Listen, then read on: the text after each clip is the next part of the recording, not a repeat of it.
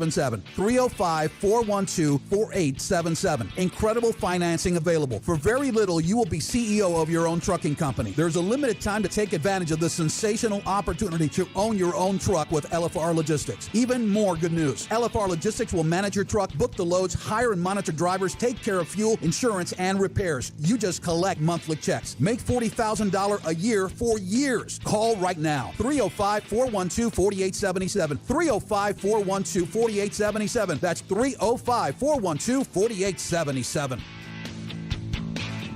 WNMA, Miami Springs, Miami, and Fort Lauderdale. This is 1210 The Man and 1210theman.com. Be a part of the show and reach out to us on accidentlawfirm.com text line 786-377-4MEN. That's 786-377-4636. Now streaming. I'm Daniela Levine Cava. My opponent is attacking me. Hey everybody, this is Martin. I'm Raquel Regalado. And I'm Donna Shalala. All right, folks, this is your boy Dan Cilio. You heard it right. Cilio's back in South Florida. 2 to 4, we start Monday right here on 1210 The Man.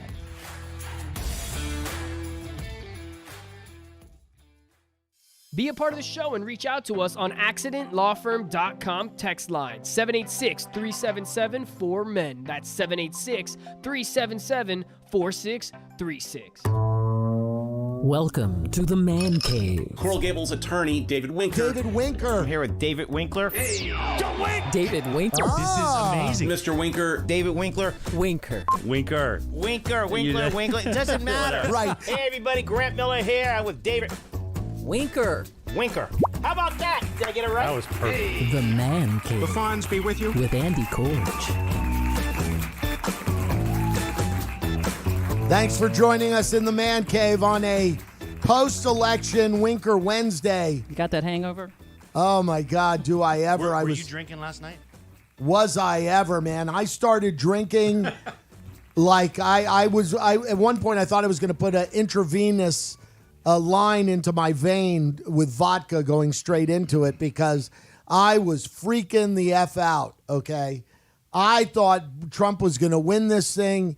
And then I wake up this morning and see, not quite yet. Oops. Pull to the side. You know, do you have a Pull break? Do you have a break sound effect Pull. there by any chance? That was it. That was it? That was it. I I'll get a better mean, one. it was what a contest, what a close race, and what a miscalculation by the Democrats. We're going to talk a lot, obviously, about the election. We've got our good friend Cutler Ridge Laz. He's going to talk sports, but we're going to get Laz to talk a little politics Today with we're us. talking politics. Politics, baby. So we're going to get Cutler Ridge Laz, who, you know, I learned from you, Mr. Winker, just a few moments ago, that our good friend Cutler Ridge Laz is a Biden supporter and Democrat. It surprised me, actually. Yeah, well, it's interesting is, you know, we're going to break it down, right? I mean, he's got the Cuban American street cred. And, you know, we're going to talk about kind of that divide, right? I mean, I'm married to a Cuban American and she broke the other way. So it's interesting seeing how they're going. And, you know, Laz is, you know, on social media, he just talks about like, hey, you know, my parents fled a dictator. Why are you guys supporting a dictator? That's one side of it. And then there's the other side of it where Cuban Americans are saying, you know, like these guys are socialists, they're communists, their ideas don't work. Oh, my God. And so we're going to talk more about, you know, that. You know, and one of the things that I think that you and I are going to talk about is we kind of have a little bit of a disagreement over, like, to me, some of the Democratic candidates are saying, you know, like, we got to go back to the drawing board. Like, our ideas were rejected. You know, in Florida, the Democratic platform, I don't think how you can look at it. It was rejected yesterday. But and we'll get into it later. But I wonder, is it that the platform items are rejected or that no one really pays attention to them? Because all I saw on TV for the last several months was negative ads calling this one a socialist, this one a screamer, this one has a bad temper, this one has this one has that. I mean, you know, this one's a liar, that's all I saw. So I don't know. I as much as I hate those negative ads, seems to me that the money poured in on some of those negative ads are what has paid off. A case in point, Maria Elvira Salazar. She is an embarrassment to humankind. I mean, I don't see anything redeeming about Maria Elvira Salazar, especially when you have a congressperson in Donna Shalala who, by all accounts, anyone you ask, Democrat or Republican up in the Hill, was immensely respected as a first-term congressperson, was able to effectuate bills, which is very unusual in your first term up on the Hill. And yet, the negative ads about her being a socialist and about her making money on, I don't even know what it was, which I really pay very little attention to, but I could not stop seeing them on TV over and over and over and over again. I mean, Donna should have run an ad that said, Maria Elvira is stupid. Do you want stupid in the White? Here, her IQ is lower than her shoe size. Do you want someone with a lower IQ than your shoe size in Congress represent? I don't know. I don't know. I got to tell you something. You know, this reminds me the way the battle for ideas within the Democratic Party. I think is going to come down to this. I don't think there was a reckoning after what happened to Hillary. I don't think the Democrats looked at what happened. I think they were just like focused on Trump. We got blindsided by Trump. Yep. And how can we besmirch him and get him out of there? Exactly. And I think it's the same thing here, where I think it's easy to say, you're seeing it. It's like the stages of grief, right? It was like, oh, what happened to the voters? What happened to our education system that people want this? And I think at the end of the day, if someone, we're going to look at we're going to talk about polling, because I got, again, another beef with the pollsters getting this all wrong again. And I called I may be wrong, but I told you I thought Trump was going to win. And when people ask me why, it's like, so through some of my church activities, I spend time with evangelicals. And evangelicals have been saying Trump's going to win. And so where's that disconnect? Where you've been in those meetings. And they have a better communication with God upstairs? Is that it? But they have a better communication with the reality of on the street is. I mean, like somehow, we were talking earlier, like where was the prediction of the red wave in Miami-Dade County? Where was the prediction of the red wave, frankly, in the state? There was all this talk about how there was going to be new House of Reps, Florida House of Reps. Those candidates who were good candidates, who were nationally funded candidates, they got crushed yesterday. Crushed in every race. Yeah. Where was that prediction? It was uncanny. I mean, I've never seen anything like that in Miami-Dade County. And so we'll discuss that. And, we have our good friend, and I think he may be my illegitimate child, actually. And that's Phil Praisen. We have Phil Praisen coming on at the top of the hour. The reason I say that, there is no one that is a bigger political and election junkie than me. We're going to call him a nerd. I think he may embrace the nerd, the election nerd. We're going to nerd out on elections. And I got to tell you something. We're going to have a bone to pick with him. And I don't want to do my victory lap, but I called Phil up and I said, the story of this election, you wait till he comes on and he'll tell you. And I said, the story of this election is Trump's going to win. Well, Trump's going to lose, so I don't know why. I may be wrong. Okay. Exactly. We'll see. Okay. But it was never supposed to be this close. And I told him the story is you need to get ready for this story of where the breakdown was in the communication. Because last time I was very upset at the pollsters because I listened to liberal media. I'll admit it. I'm an NPR junkie, and I go in. This is the second time I've gone to an election where it's like, this is going to be a landslide for the Democrats. And the Democrats get kicked in the face, like it just like punched in the mouth, and it's like, where is the disconnect? Do I have to just start listening to Fox? Do I have to listen to OAN? No, but well, Phil will be on with us at 11 after the 11 o'clock hour, and we'll get his from NBC6's perspective on what happened yesterday. So here's the question. Let's get into that dialogue there, Mr. Winker, for a second. So here's the question that I have in my mind. Does the Democratic Party have to flip the page and go towards the direction of an AOC?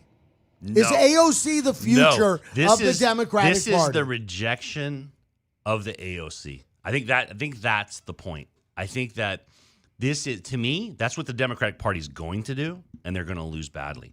I think that, again, it's the polling, but I think that at the end of the day, the victory was for capitalism.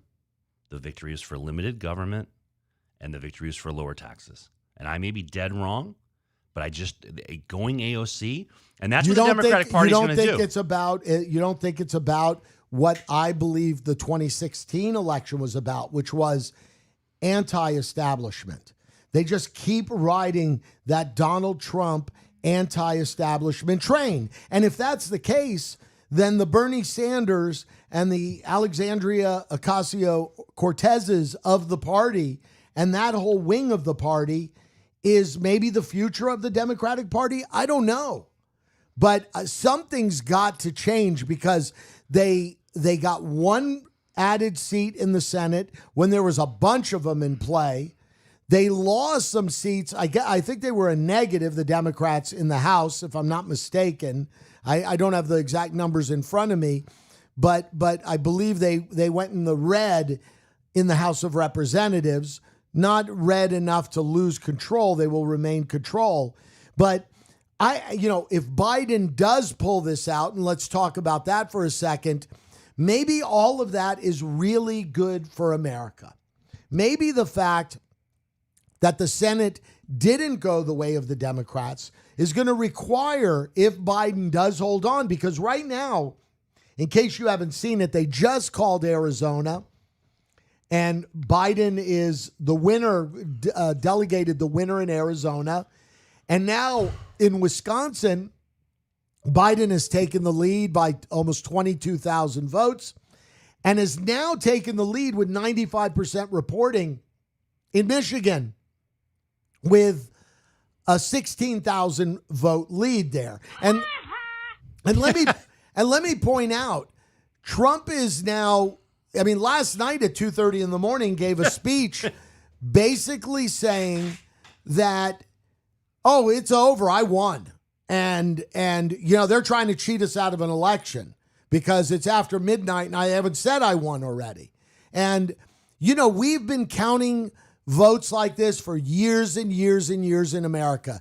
And no one in Washington is going to allow Donald Trump to decide the election. Let's remember, in 2016, Hillary Clinton lost and conceded Wisconsin 22,000 votes.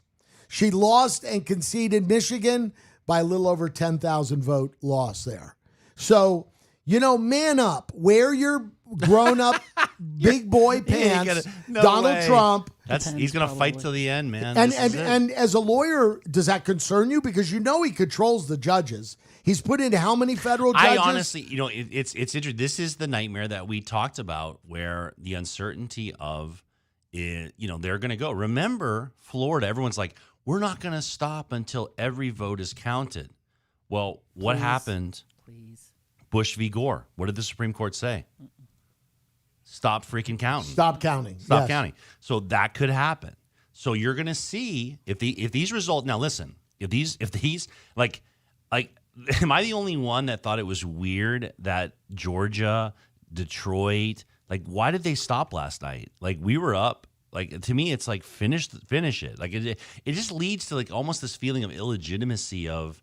You can see people making excuses well, what happened overnight? Why didn't you just finish the count? And if this goes on for a couple of days, it feeds right into Trump's argument of saying, this is crazy. Stop the counting. Where are you getting these ballots from? And it's like a lot of times you'll hear people, Al Crespo, the political blogger, I've heard him say this before too, is don't give them the excuse. Don't give the other side, don't file things late. Don't push it to the edge. And you know what it reminds me of, Phil? When I was a kid, I remember getting mad at a call in a game one time, and my father taking me aside and saying, "You can't complain about those calls. It's foreseeable. You're on the road. You may get home teamed, and if you put yourself in that position that you're that close, you're going to get in trouble." And here is, these are democratically run precincts that just decided last night in the middle of the night, just let's go to bed. And I think that could be the state closed it, like in the case of Michigan. I know you're referring to Michigan as an example. The state closed their elections office at 2:00 in the morning or whatever it was, and reopened at 8. I don't see that as a huge issue, quite honestly. But I don't see where Trump's path is now that they've called Arizona, and Wisconsin and Michigan are now in the plus column for Biden, with 95% of the votes in Michigan counted and 95% of the votes in Wisconsin counted. Remember what happened in Virginia last night? And it lends to reason. That's why Donald Trump knew exactly what was going to happen in this election in terms of how the votes would come in and how they would be counted. He knew very well that the Democratic votes are going to be counted at the end in a lot of these states, because most of the Democrats voted mail-in, and in many of these states, those are the last ones counted and reflected on the numbers that are released. And in Virginia, you might note that Trump was way ahead. We were looking at it going, how is Trump winning Virginia so big? Not realizing that, well, all these mail-in votes in like Fairfax County, as an example, that's a left-leaning Democratic county in Virginia, was just starting to count their votes. So what do you end up having in Virginia? You end up having a 54-45 win by Biden, winning by 400,000 votes, almost 400,000 votes there in the Commonwealth. So I don't see how Trump's going to do this, but he is going to fight it. And he already declared victory. He already declared victory at 2:30 in the morning. We're going to hear his declaration and more in a moment on The Man Cave at 1210 The Man. Are we on the air? 1210 The Man, the only station in South Florida where you are the man. To all our great listeners of The Man, this is El Presidente, Tony Collado, and if you're looking to make a great investment, I have one for you. You see thousands of trucks on the road. Now you can make money every day by owning one and have our drivers at LFR Logistics handle the driving work for you. How does $40,000 a year in your pocket sound? Make money by calling my friends at LFR Logistics. Write this number down, 305-412-4877. 305-412-4877. Incredible financing available. For very little, you will be CEO of your own trucking company. There's a limited time to take advantage of this sensational opportunity to own your own truck with LFR Logistics. Even more good news. LFR Logistics will manage your truck, book the loads, hire and monitor drivers, take care of fuel, insurance, and repairs. You just collect monthly checks. Make $40,000 a year for years. Call right now. 305-412-4877. 305-412-4877. That's 305-412-4877. Attention truck drivers, attention owner-operators. How would you like to make six figures a year and see the country at the same time? GMC Trucking is offering you a once-in-a-lifetime opportunity. Call them now to join this lucrative opening. 305-896-5532. 305-896-5532. Join one of the nation's top trucking companies and receive, besides 6 figures a year, the following benefits: a fuel card, dental insurance, 401k, liability insurance, no forced loads, trailer provided, and 24/7 dispatch service. It doesn't get much better. Make 6 figures a year. Call GMC Trucking right now. Don't delay. 305-896-5532. That's 305-896-5532. Provide you and your family with huge income by joining our drivers network. Call GMC Trucking now. 305-896-5532. It's now your time to make big money. October has arrived, and so have the great opportunities to make big money at, of course, my favorite gaming establishment, Casino Miami. Sign up and join our Viva Club and immediately receive $50 free play on us. As soon as you sign up, you get daily free play rewards. Actually, we're giving away thousands daily, all starting at 10 a.m. Play every Friday and Saturday in October between 3 and 10 p.m. Hit the right combination in our $50,000 liquid cash, and you get 50,000 big ones instantly. Amazing. Win big money also in our progressive jackpot games. You a poker player? Join us at Casino Miami. High hand promotion all week long. Parimutuel betting is here, and here big time. Visit our William Hill Racebook and bet on races and games throughout the world. Our newly updated restaurant is also now open. Home to some delicious tapas and traditional Italian wood fire pizza. Man, I'm getting hungry already. We're a minute from anywhere in the heart of Miami at 3500 Northwest 37th Avenue. Also, be sure to friend us on all social media at PlayCasinoMiami.com. I've said it before, and it's absolutely the truth. It doesn't get better for fun and winning than Casino Miami. It's time for you to win at our favorite spot for gaming, Casino Miami. Be a part of the show and reach out to us on accidentlawfirm.com text line 786-377-4MEN. That's 786-377-4636. Welcome to the Man Cave. Coral Gables attorney David Winker. David Winker. I'm here with David Winkler. David Winker. This is amazing. Mr. Winker. David Winkler. Winker. Winkler. It doesn't matter. Right. Hey, everybody. Grant Miller here. I'm with David Winker. Winker. How about that? Did I get it right? That was perfect. The Man Cave. The Fonz be with you. With Andy Korch.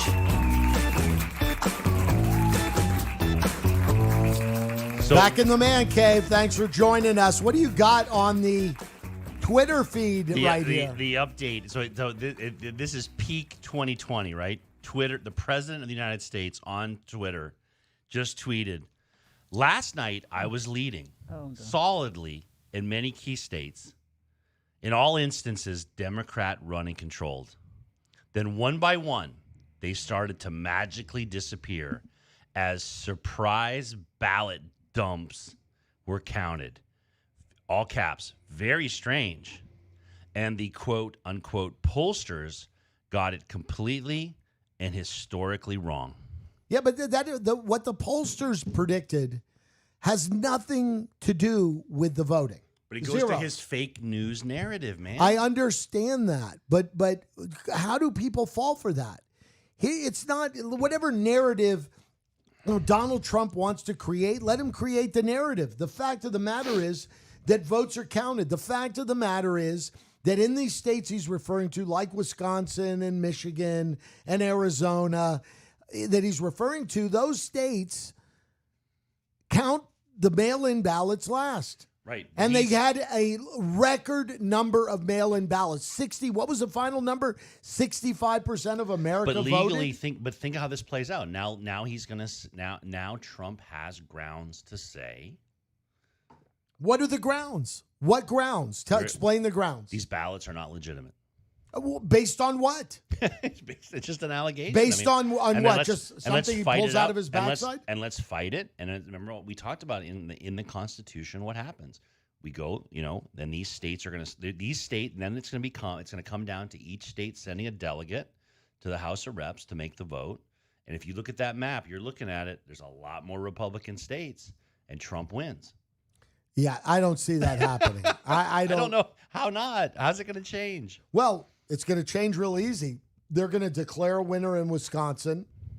They're going to declare a winner in Michigan. But he's saying that's not legit. Okay, well then Pennsylvania shouldn't be legit, right? Then why should Pennsylvania be legit? They're going through the same process in Pennsylvania, and he's winning, handily in Pennsylvania. Now is up by over 500,000 votes in Pennsylvania by almost 10 percentage points in that state. So explain to me what's different between Michigan, Wisconsin, Georgia, and Pennsylvania and North Carolina. What's the difference? What he's going to point to is these are very Democratic. That I'm winning precincts. one and I'm not winning the other? I mean, it's the only thing he could point to. This is teeing up exactly how we predicted it. Yeah. It's going to be a court battle, and guess who controls the courts? Well, I don't think America's going to accept that.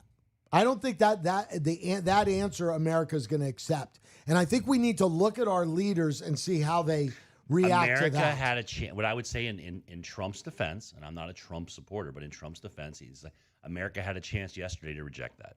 America chose not to.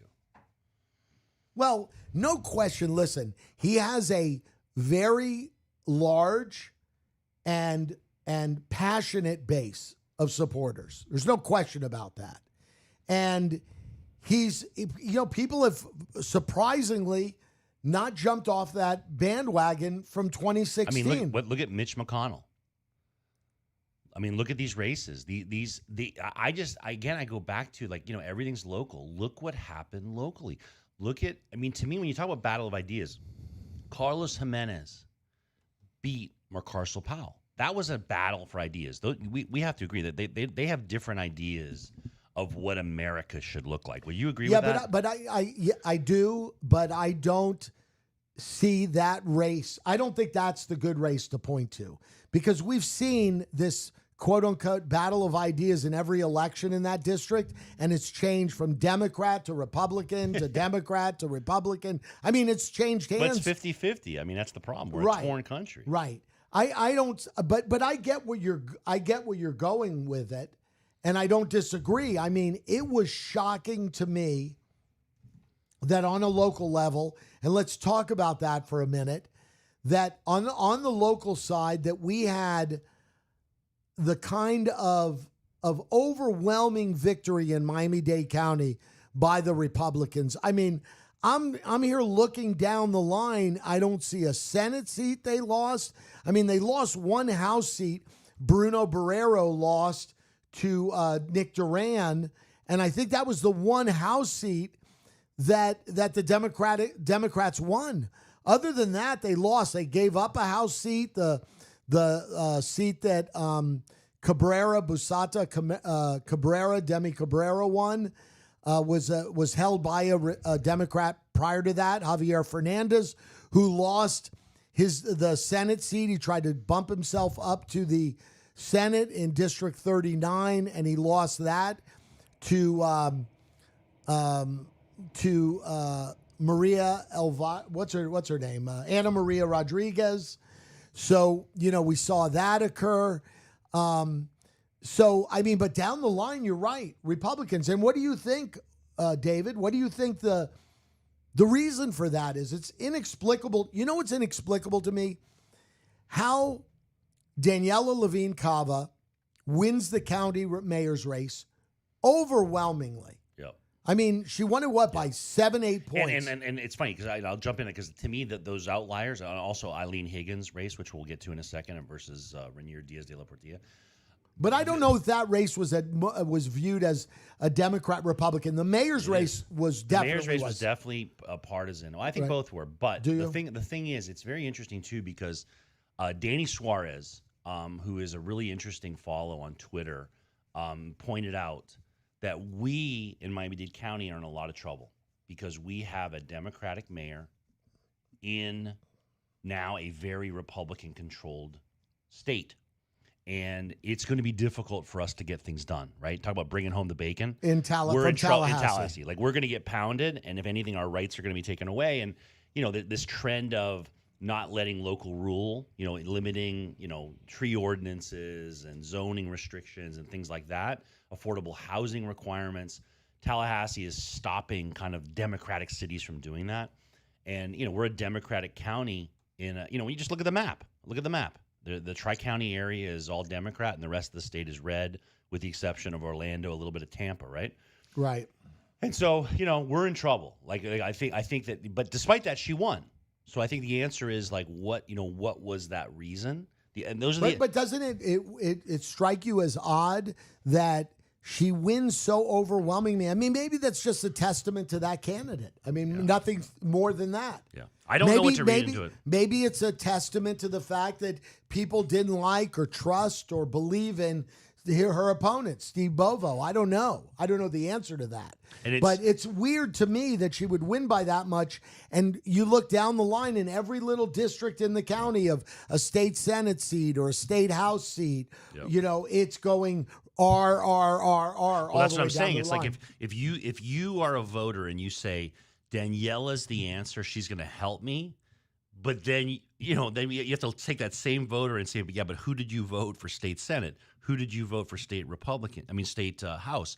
And so that's what's interesting about that breakdown. And it's the same thing in Eileen Higgins. I think it's more personality driven in Eileen Higgins, but you have it'd be interesting if Eileen would balk at this, but a liberal Democrat versus the DLPs are a very conservative Republican. And she trounced Rainier. Now, the thing is, I think Rainier was a troubled candidate. And maybe, big time. So that you may be able to throw that race out. I got to tell you something. Plus, I just, if I could interrupt you, that race seemed to be skinned more as I'm a Hispanic and she's not. Yeah. And I never heard she's a Democrat or a socialist. Or they had her in Che Guevara, the hat. And how did she look in that? It disturbed people to see that, but I think that People that's the fall one, for that. You think? No, I think that's the one case where it didn't for whatever reason. I mean, that's what people have to look at, and it's interesting because we talk in kind of this like granular level.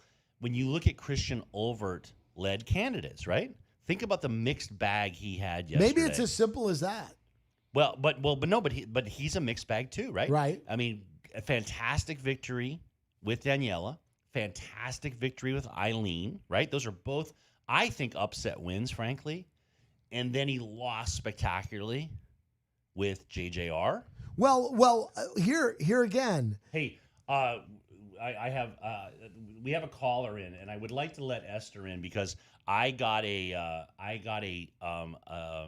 something I said earlier, and it was literally, I was talking to Esther on the drive in, and Esther's text to me was, "You're wrong." So Esther, come on in and explain to the man how are cave you? why we're wrong. Join us in the man cave. Hello, boys. How are you? Good. Wow, that voice. Good. So the AOC, I think you're wrong. I think what's happening here, especially with Daniela. Yes. Are you there? We lost her. I can hear the phones ringing off the hook. Call back. Well, I guess we lost her. Esther. Yeah, call back. All of a sudden the phones are ringing off the hook. Yeah, I don't know. My point with AOC was, what is the direction of the Democratic Party? And is that the way it's going? But I think you might be right, David. I think that maybe it was hey, we think the Democratic Party is going in that direction, and we don't want to see it going in that direction, so we're going to go. But we got Esther back. Esther, what do you think? Wait, I couldn't hear you. What did you say? He's saying. I was, but go ahead, give us your thoughts on the AOC angle. That's what we're talking on the AOC issue. I think people do want that. I think people do want a balance between ecology and commerce. And what's happened in Biscayne Bay recently, it was a big wake-up call for everyone. We've been abusing our environment. It's not about taking advantage of it. It's about our exploitation of it. And that takes it to a whole other level. The bay, the ocean, the beaches, our public spaces are our financial resources. And people here understand that. When Bovo went out and talked about developing green spaces to put up buildings, that was shocking. I mean, who on earth in Miami today, where we have issues with everything from gentrification to traffic to low wages to high rents, who on earth comes out and says, "Oh, we're going to take away the one resource that's available to the public"? And it's interesting you say that because we were talking earlier, Esther, and you said about you thought Daniela, part of Daniela's victory was the Bay. Yeah, I think so. I think they saw someone that, hey, at least she's going to stick up for her resources. The Bay, again, looking at it fiscally, it's a monetary resource. And I got to tell you something. I didn't think about this earlier when we were talking. Esther, sorry to interrupt you, but when you say AOC, there's going to be the Bernie bros are going to come out, right? The Bernie bros are going to say this is why Bernie is the future of the party. Well, wait, hold on. Bernie's not the future of the party. No, I agree. He's Bernie was 80 years never old, the for future God's of the sakes. party. Bernie's Bernie. I mean, for goodness sake, let's just drop that. You have these idealists of people that, I'm going to vote Green Party because I have to make a stand. A stand for what? You're not getting anywhere. You're throwing your vote away. It's like, grow up, wake up, grab a cup of coffee, pay attention to what's going on in the world. Yeah, because your vote that was cast on a party candidate that's not getting anything is a wasted vote. Yeah, I agree. First off, you're saying, would Bernie be the answer? Again, I'm looking at a map and I'm looking at where the voted count is right now, and Biden looks like the winner to me. So I don't know why we would even have that dialogue at all. Trump has a large base of very passionate supporters, and that has not waned. And he motivated them to get out and vote, just like the Democrats motivated people to get out and vote as well. That's why we had a 65% turnout in America. And that's why it's a close election. It's that simple. It's not, this isn't rocket science, I think. But it does concern me that the Democrats are losing seats in these elections in Florida in record numbers here in Miami-Dade County. And I wonder if it's just a question of, here's what I think it might be. In Miami-Dade County, you have a large base of people that have come from all different types of countries, many of which have these, dictator type, authoritarian heads of their countries. And they don't like that. And I think the negative advertising, the socialists painting Shalala as a socialist, Murkosal Powell everyone is a socialist. I just think that worked. It's as simple as that. I agree. I think, that negative campaigning, it sadly does work. The problem is that the Democratic Party, especially in South Florida, has done nothing to counter it. If they go low, we go lower. Yeah, I just don't know. It isn't working. I just don't know what to do to counter that exactly. Let me jump in, guys, because I think that's the lead. Wait, hold on. You pose it as what it is. Here is a true dictator. Show them the parallels. I mean, there are people out there that have grassroots created video content for this, if you want to make it visual, and in multiple languages. Take it and put it out there. And stop thinking that you know better and that you're going to help everyone, because kumbaya, you're not. Well, let me react to that, guys, because I think it's the lazy way out, because everyone's talking about that in Miami-Dade, but what happened to Miami-Dade is consistent with the rest of Florida. Like you can say, oh, these people they're new immigrants, they don't know what they're doing, and it's like, well, no, they're voting completely consistent with the rest of the state of Florida. Right. Yeah. But the rest of the state of Florida is deep south. Yeah, but they are. You can't say this is an immigrant problem. Or it's to say that our Latin voters led to this. It's like, yeah, but so like they're consistent with the rest of the rest of our state, guys. But David, those are two different issues. It's just fear. If you're talking about what was the problem in losing local seats for Democrats, it was bad campaigns. Yeah, I think you might be right. And I think the one guy that ran a good campaign is Canada. He was the one guy on the D side that had some winners, and that's Christian Holford. I mean, say what you will about the guy, but he ran DLC's campaign, won. Higgins' campaign, won. The only state senator or guy, incumbent Democrat, that came even close was JJR, and that's still to be decided. 24 votes. 24 votes right now. But, hey, thanks for calling in. We got another caller. Esther, we love you. Esther, we'll let you Have go. a good one. Keep listening and keep calling. We got Gary on the line. Gary, you're in the man cave. What's going on, my friend? Hey, listen, I have a point to pick with Mr. Winker here in a minute, but I agree with Esther 100% and with you. If you guys think the Democratic Party is screwed up in Dade County, come up to Central Florida. Okay. They never get the message out. And by the way, Bernie is responsible for some of this in the red state meat, given that he's a socialist.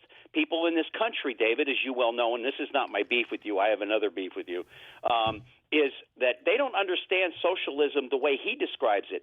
And you're right, Andy. As soon as anybody from a South American country or Cuba hears socialist, their skin crawls, because that's what they left. Democratic socialist. He's a democratic socialist. Why does everyone leave that out? Yes, but there's a difference, Wanda. But you can't explain it to people who don't want to hear it. Okay. Right. No, I agree with you. And listen, I live in a house with a bunch of Cuban in-laws. What I don't understand about the Cuban people, what I don't understand isn't that the type of person that was ruling their country? Yes. I mean, an authoritarian bully. That's what they want. Is that what they want? But Andy, here's the difference.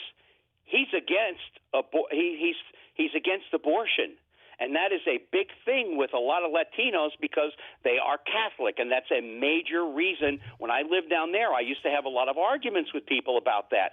But the thing is, Esther's right. If you're voting for somebody other than a Democrat or a Republican, you're wasting your vote. But Bernie's people need to take responsibility for the fact that if Bernie didn't exist, God forbid, I'm not saying he shouldn't be around live, but if he didn't exist or he was just a flat-out Democrat, no socialist Democrat, there would have been no meat on the hook for Trump to put out that socialist message that won Florida for him, because I still think Dade County can be won by the Democrats. However, right now, it's impossible. Now, I don't know what the Democrats are like down there. Your brother's one of the Democratic members of the party. But up here in Central Florida, these people are so lazy.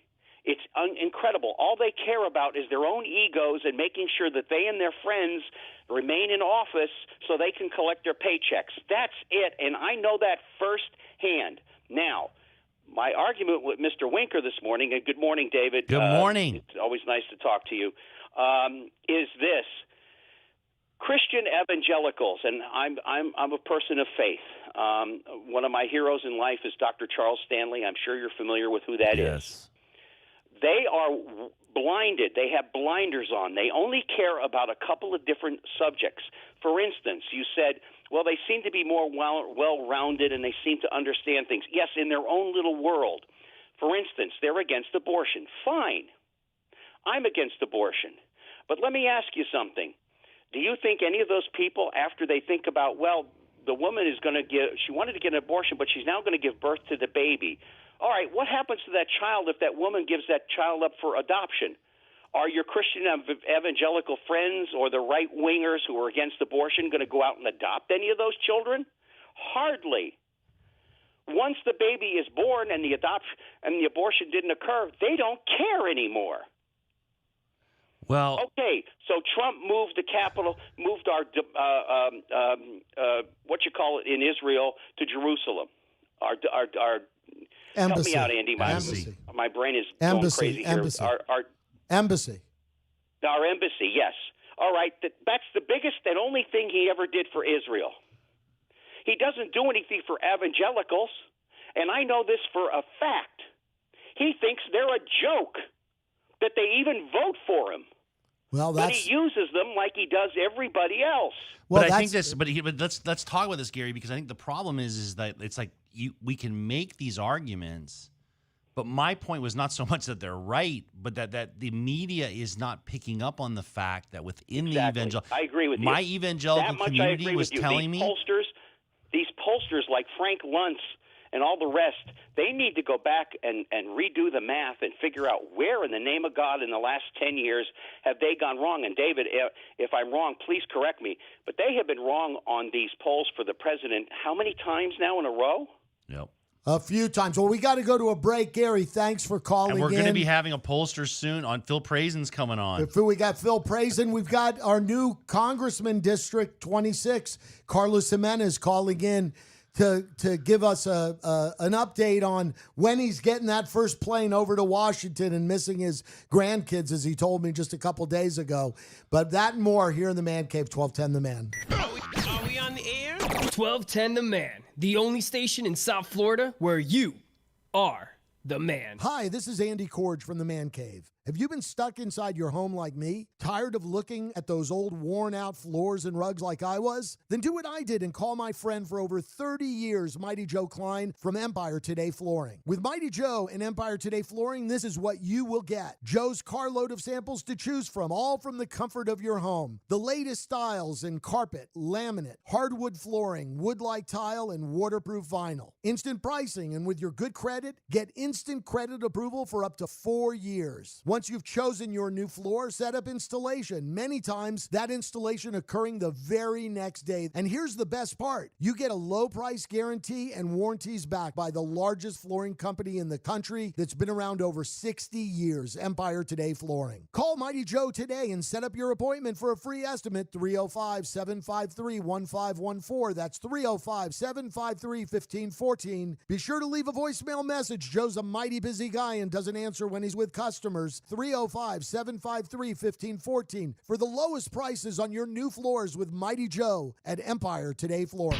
To all our great listeners of The Man, this is El Presidente, Tony Collado, and if you're looking to make a great investment, I have one for you. You see thousands of trucks on the road. Now you can make money every day by owning one and have our drivers at LFR Logistics handle the driving work for you. How does $40,000 a year in your pocket sound? Make money by calling my friends at LFR Logistics. Write this number down, 305-412-4877, 305-412-4877. Incredible financing available. For very little, you will be CEO of your own trucking company. There's a limited time to take advantage of the sensational opportunity to own your own truck with LFR Logistics. Even more good news. LFR Logistics will manage your truck, book the loads, hire and monitor drivers, take care of fuel, insurance, and repairs. You just collect monthly checks. Make $40,000 a year for years. Call right now. 305-412-4877. 305-412-4877. That's 305-412-4877. October has arrived, and so have the great opportunities to make big money at, of course, my favorite gaming establishment, Casino Miami. Sign up and join our Viva Club and immediately receive $50 free play on us. As soon as you sign up, you get daily free play rewards. Actually, we're giving away thousands daily, all starting at 10 a.m. Play every Friday and Saturday in October between 3 and 10 p.m. Hit the right combination in our $50,000 liquid cash, and you get 50,000 big ones instantly. Amazing. Win big money also in our progressive jackpot games. You a poker player? Join us at Casino Miami. High hand promotion all week long. Parimutuel betting is here and here big time. Visit our William Hill Racebook and bet on races and games throughout the world. Our newly updated restaurant is also now open. Home to some delicious tapas and traditional Italian wood fire pizza. Man, I'm getting hungry already. We're a minute from anywhere in the heart of Miami at 3500 Northwest 37th Avenue. Also be sure to friend us on all social media at PlayCasinoMiami.com. I've said it before, and it's absolutely the truth. It doesn't get better for fun and winning than Casino Miami. It's time for you to win at our favorite spot for gaming, Casino Miami. Indeed knows a lot of small businesses took a hit recently and are busy trying to figure out plans for the future. So if you're hiring, it means finding the right people is more critical than ever before. Indeed will help you find the quality candidates you need, while only paying for what you need. Claim your $75 credit to get more quality candidates fast when you post your first job at Indeed.com/high-impact. That's Indeed.com/high-impact. Terms and conditions apply. Be a part of the show and reach out to us on accidentlawfirm.com text line 786-377-4MEN. That's 786-377-4636. Welcome to the Man Cave. Coral Gables attorney, David Winker. David Winker. I'm here with David Winkler. Hey, don't wink! David Winker. This is amazing. Mr. Winker. David Winkler. Winker. Winkler. Winkler. It doesn't matter. Right. Hey, everybody. Grant Miller here. I'm with David Winker. How about that? Did I get it right? That was perfect. The Man Cave. The Fonz be with you. With Andy Corge. Welcome back. Wanda, you have got to get rid of all those commercials, for gosh sakes. You cannot keep a U.S. congressman on hold that long. And we have the newest U.S. congressman in South Florida, Carlos Gimenez. You might recognize the name. I think he's been the mayor the last 10 years or so. Carlos, congratulations. How are you, sir? I'm doing really well, Andy. How you been? Excellent. Well, I guess it was a late night for you, but you pretty handily, all things considered, was how some of these races went. Pretty handily beat Debbie Murkisall Powell, and once again, District 26 changes hands from the Democrats to the Republicans. First question. Tell me I am the first person on South Florida radio to call you Congressman Carlos Gimenez. I wish I could, but I can't. It's good. I was on another radio show earlier. Okay. Well, we're happy to have Congressman, whatever. We're happy to have you on the air and very excited about your victory. One thing that resonated with me, and I know you and I did a couple interviews last week, and one thing that really resonated with me was sort of your attitude about, hey, Democrats, Republicans, I want to work with everybody and stop this partisan fighting that we have in Washington. Do you think you can do that? It starts with one. And so, we will see. I certainly do want to do that. We need to move our country forward. We need to, move ahead. We have a lot of challenges, both externally and internally. It doesn't mean that I'm going to, go along to get along. I have, certain things that I feel very strongly about. There are certain things that I will disagree, with, the opposition or somebody else. But I will hold true to my values. But again, I've dealt with a county commission that has different different points of view, and we can still be true to our points of view, but not to the point where everything is just a bicker and fighting, where we don't get anything done for the American people. And when I talk about threats, external threats, I think China's a threat, both economically and militarily. They're gaining, they're gaining military power at a alarming rate. They're threatening, our allies in the South China Seas. In terms of economically, we've got to, we need to get on a better footing, a more equal footing with trade policies, around the world. We need to look at our backyard, our hemisphere. This should be where we have, our sphere of influence. I think it may be waning in our own hemisphere. Now, those things that we have to reverse, and that's good for the country as a whole. It doesn't matter if you're Democrat or Republican or independent or whatever.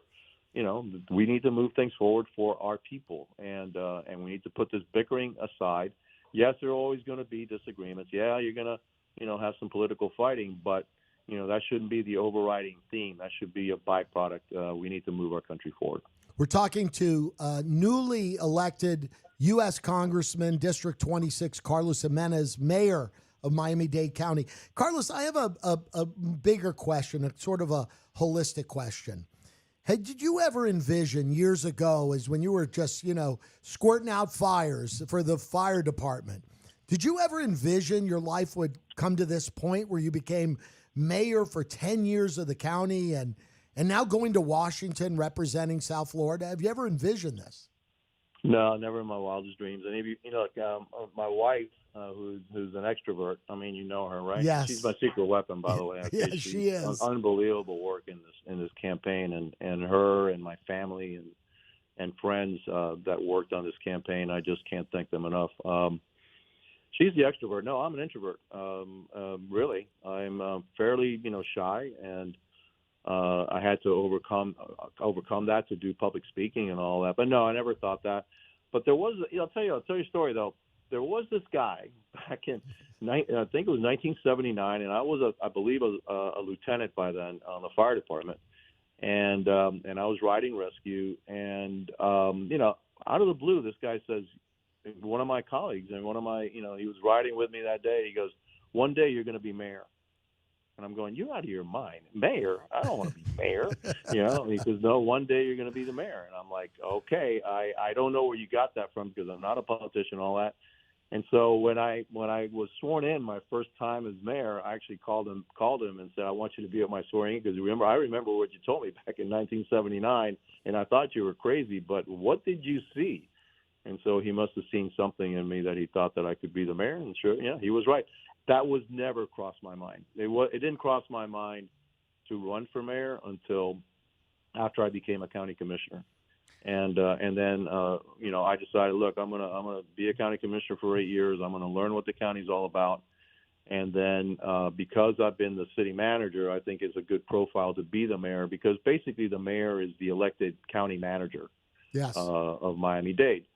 And so learn, and that's the way I do things. I pay my dues. I learn, the next step. I learn it, learn as much about it, so that when I do take that step, I can do as good a job as possible. So, but no, never. When I was firefighter, never thought I was going to be mayor. Just wanted to be a lieutenant, wanted to be a captain, and then eventually wanted to be the fire chief. And I thought that was as far as I was going to go. Congressman Dave Winker here. I first of all, I hope you call that guy now that you're a congressman and say, like, why didn't you aim higher? Like, right. Or ask him who's going to win the Super Bowl this year. I'd like to know that. There's a Twitter account, Max Stein, and I don't know if Max Stein's a real person or not, but he does a Dime Algo, and there was a picture. One of the first things I saw this morning. There's a picture of you as a fireman, and then you today, and it was just congratulations. And I showed that to my wife, and I was like, this is really an interesting thing, because I've had people who like you and people who are not your supporters both say to me, if you want to understand this man, you need to understand he's a firefighter. Does that still? How does that? Would you agree with that statement? And how does that apply to what you do and how you do things? Has that molded your life? Yes, it absolutely is. When people ask me what I am, I'm a firefighter. That's exactly what I am. I'm a firefighter. I'm a paramedic. And does it mold my life? Well, my family, my faith molds my life. But in my professional life, yes, it does. Because as a firefighter, you're trained to see things a certain way. And you're trained to do things a certain way. And, a great example that I give is most people, if they're not trained and you come up to a fire and somebody says, well, put that out, they're going to put a bunch of water on smoke. Well, smoke is just the symptom, okay? It's not the cause of, okay? You got to go to the base of the fire to put it out. And so as a manager, I don't put water on smoke. I put water on the problem. And so I always try to solve, the problem and not the symptoms of it. Because sometimes when you put actually water on smoke, you actually make the fire worse. So that's always ingrained in me, and the way that I view things, and the way that I do things, and the way that I come to decisions. People say, how did you come to that? It's just ingrained in me, and the training that I had as a firefighter. But yeah, I'm a firefighter. That's what I am. If you want to understand me, yeah, I'm a firefighter. Well, congratulations on the raise. One quick question, Mayor, is we've been debating before you got on kind of, what do these election results mean? And the question was, was it poorly run campaigns by Democrats? Was it attack ads? Was it a battle for ideas? How do you explain the red wave? Or I guess what's your impression of the red wave we saw yesterday?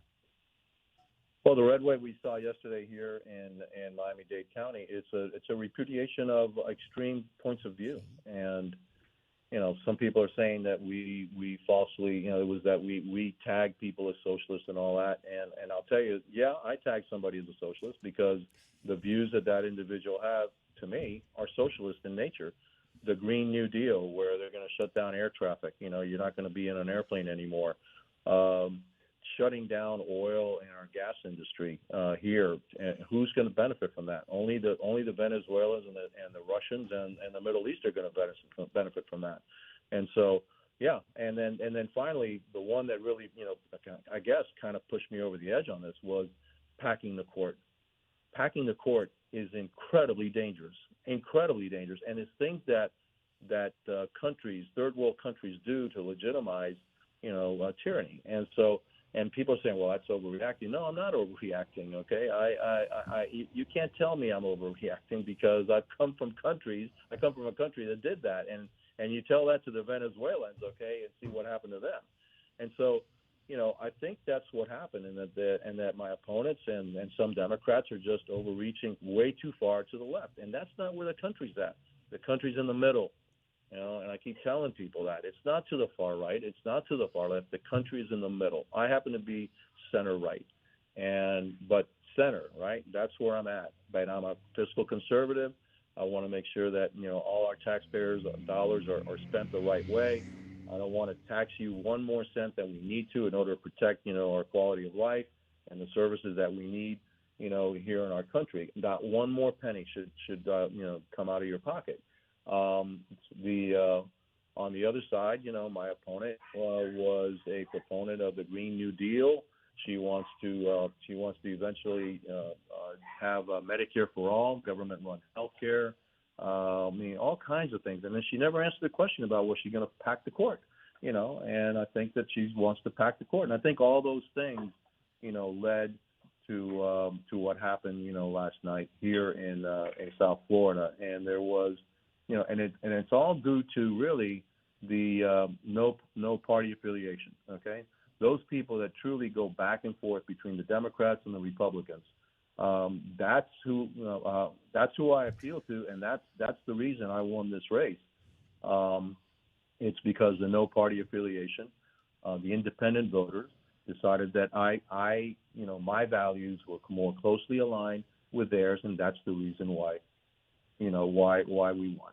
And then obviously, the president had a strong appeal here, a much stronger appeal than he did in 2016, obviously by the election results. I think Hillary Clinton won Miami-Dade County by 300,000 votes. And then I think yesterday, I understand that the margin was only 7% here. Nobody would have thought that, No. a month ago, right? No, not at so, all. Yeah, so all those were the factors as what happened here in Miami-Dade County and the state of Florida. Well, Mayor Carlos Jimenez, soon to be Congressman Carlos Jimenez, congratulations. One bit of advice: don't miss your family too much, because I know that's the one thing those grandkids of yours are going to be sorely missed. But I was very impressed with how you had figured out your travel schedule well in advance so you could get home and be with those grandkids. So keep that going and represent us well up in Washington, Carlos. Thanks so much for joining us today, and thanks so much for all you do for our community. No, thank you so much for having me. And Andy, if I hadn't figured that out first, I would have never run for Congress. Okay? I know that, Carlos. I know it. Thanks. Enjoy a couple days off, Congressman. Yeah, thanks so much, and thanks so much for listening. This is the Man Cave, 1210 The Man. Are we on the air? 1210 The Man, the only station in South Florida where you are the man.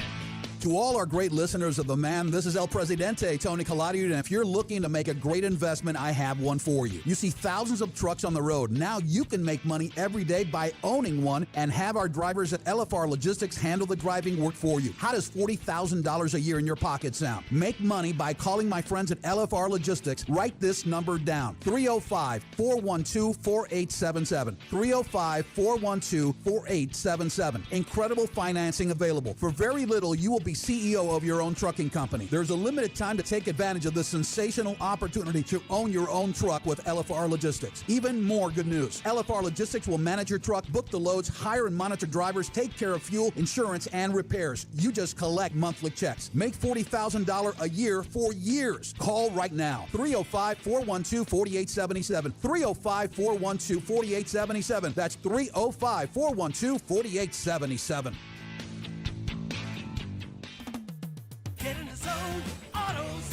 Welcome to AutoZone. What are you working on today? Time to clean your car? We've got what you need. Our $25 premium car wash bucket deal has everything to keep your ride looking great inside and out. From Meguiar's Gold Class Car Wash to interior detailer cleaner. And you can get it fast your way with our free same-day pickup, in-store, or curbside. Getting the job done just got easier. Restrictions at AutoZone.com. Get in the zone, AutoZone. Okay, ladies, we all know one of the greatest feelings in the world when a friend says, "Girl, those pants look amazing on you." And I say, "Thanks, they're Skechers Go Walk Wear pants." And why do I always get compliments on these casual, athletic, stretchy pants? They're made with comfortable Go Flex fabric that has compression and hold. They have 4 pockets, plus they're machine washable and come in extended sizes.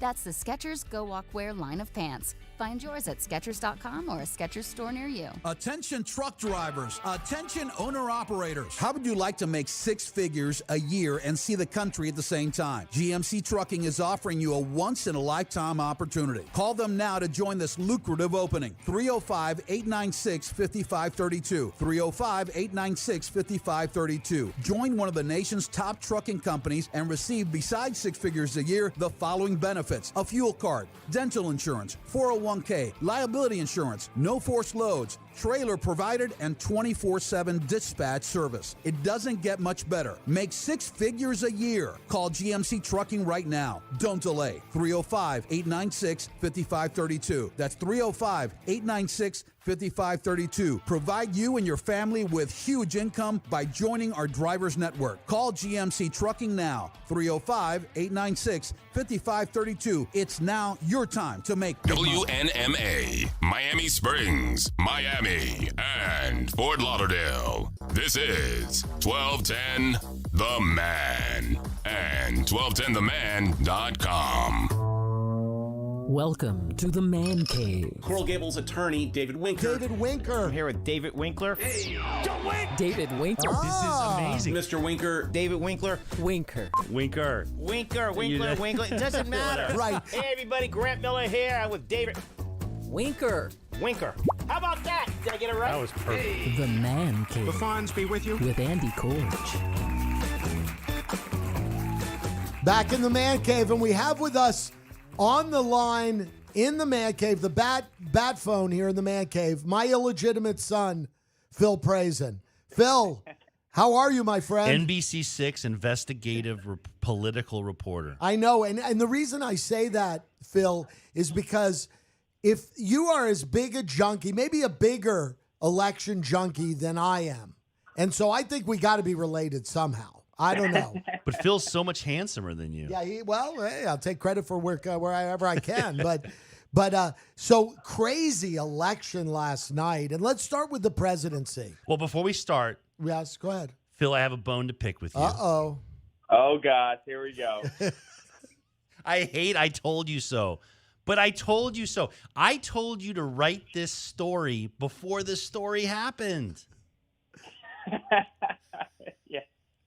Well, are we talking the president or are we talking sports? Everything, but let's talk the presidency.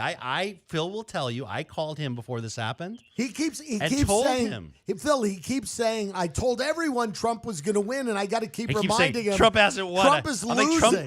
Trump declared victory. Yeah, he declared victory, so he must have won, right? Well, shut up, Phil. We want to hear from you, brother. No, I mean, that's a great point. I mean, right now, I mean, the numbers, I think still there is there's probably a better path for Biden to win than Trump to win, right? There's still a lot of votes to count. Even if if Biden picks up Nevada and Arizona, and then, it looks like Wisconsin and Michigan is trending his way. Even if Trump picks up Pennsylvania and North Carolina and Georgia, Biden still wins, right? I mean, the only thing we know right now is it's not going to go smooth and easy, and it's not going to be over soon. But, the fundamentals of the race right now haven't changed that much, right? Like the pipe dream of the Democrats in Texas, we now know for sure that is not going to happen. The biggest surprise, is people thought Florida was going to be close. It ended up not being that close, right? But Georgia did. So, I mean, the fundamentals are still there. I'm looking at New York Times projections right now. Nevada, Arizona, Wisconsin, Michigan, Pennsylvania, North Carolina, Georgia, they're still too early to call because, especially in these Democratic big cities, there's just a bunch of mail-in ballots still left to count. And we knew that going in, and we know that now, despite what the president said.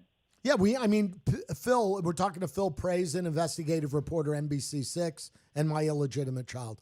And so, Phil, we know that, we knew this narrative he created because I think he's really smart. I mean, he knew exactly what was going to happen. He knew in these states like Wisconsin and Michigan that the mail-in ballots would be counted later and he would be winning come midnight. I mean, they kind of knew that. We saw what happened in Virginia. It's exactly what happened in Virginia. It was way ahead, but they were counting those mail-in ballots early enough to make that deficit that Biden was seeing early in the night overcome that and take a commanding lead, and ended up winning Virginia by, 7-8 points.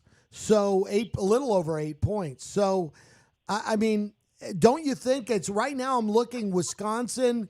Biden now has overtaken him in total votes, not by a lot, but by 21,000. And in Michigan, Biden has overtaken Trump by, what do we got here? Now it's grown by 34,000 votes, it's showing. So, I mean, this is going to be fought in the courts. Is that how you see it? Well, we know for sure that there's already 3 lawsuits filed in Pennsylvania. Yes. It will be interesting to see how those hold up because, a lot of this is not new. A lot of it is just have a new attention to it, right? There are always these state deadlines to get your mail-in ballots in past the election day. But, they were only a couple thousand coming from, the soldiers over in Germany or abroad or, a handful here, a handful there. They were never tens and hundreds of thousands. In the middle of a global pandemic. Right. Yeah. So it's not exactly a new process. It's just, we're trying to fit an elephant through, into a glass of, an hourglass here. And so it's just going to take a while. Pennsylvania is only 78% counted still. This is going to go for days, and the lawsuits are going to go. And I don't know how successful the lawsuits are going to be, because I believe that the state legislatures set these rules up in all the individual states. But hey, just because it's the law doesn't mean you can't sue over it, right? And this will probably go to the Supreme Court just because that's kind of the normal practice today. It's funny you say it, like as a Supreme Court junkie. I thought when I went to bed last night, I don't know why I thought about it. I was like, and you called him a nerd? Yeah, exactly. I thought about Chief Justice John Roberts, and he just went to bed saying, like, God dang it. Like I can't believe we're the ones that are gonna have to decide this again. Well, they might not. I mean, if I don't Biden wins Nevada, Arizona, Wisconsin, and Michigan, and it's pretty, it's a clean break. It's a big win, not a big win, but like a decent win for Biden. He could go, Trump, sure, sue over Pennsylvania, but if you win Pennsylvania, it won't matter. Exactly. So, and that was always the hill that President Trump needed to climb, is he was down so much in too many places, right? The map is still big. There's 7 states we're waiting on still, and it looks like, the most 4 of those 7 are going to favor Biden. Hey, that's enough to win if you're a Democrat. Now, if you're a Republican, you got to start getting the tools out of the toolbox and seeing what you can do, and a lot of that's going to be lawsuits. We haven't talked about this yet, Phil, but I want to get your impression of it. The 2 amendments that we were closely following here in the Man Cave was Amendment 2 and Amendment 3 in the state of Florida. Amendment 2 looks like it passed barely by the skin of its teeth, 60.8% of the vote. So we're going to have a new minimum wage effective September 30th, 2021 at $10 an hour, going up $1 per hour for the next 5 years, peaking at $15 per hour in 2026. And then that was Amendment 2. And then Amendment 3, the opening up the primary to all voters, narrowly was defeated by 3 percentage points. Give us your take on those 2 amendment items. Well, I think Amendment 2, the minimum wage, I mean, the threshold is 60%. So, it's not just the majority, but it's a big chunk of the state of Florida who wants that. And I think that, at the end of the day, politics and, is about what people want, and delivering on self-interest sometimes. So you got a lot of people in Florida, let's be honest, a lot of service industry people, a lot of low-wage workers who are just going, Republican and Democrat and NPA, and they just go, yeah, I want to make $15 an hour, chunk, pick that one up. A Republican making $7.50 an hour, or what is it here in Florida, $8.25 an hour, is looking at that and saying, I want that too, especially the NPAs. So I just think that Amendment 2, the minimum wage, I think it appeals to people's self-interest, but so that seems to be popular, right? Yes. And then Amendment 3, as a political nerd, I was watching this I was watching this close because it's super interesting, and it did almost win. It's at 57%. Yes. So I would not be surprised if the people behind this amendment, kind of reform this and bring it up again and put a little bit more money behind it, right? Well, tell me this, and Phil, on that one, it's interesting because I'd sorry to interrupt, but there was real pushback from the African American community and the ACLU on that one. Both parties. Do you think that and both parties, and despite that, it almost squeaked through? I mean, that's why I voted for it, because both parties were against it. I figured if both parties are against it, I got to be for it. I don't know. Yeah, and there's an appetite.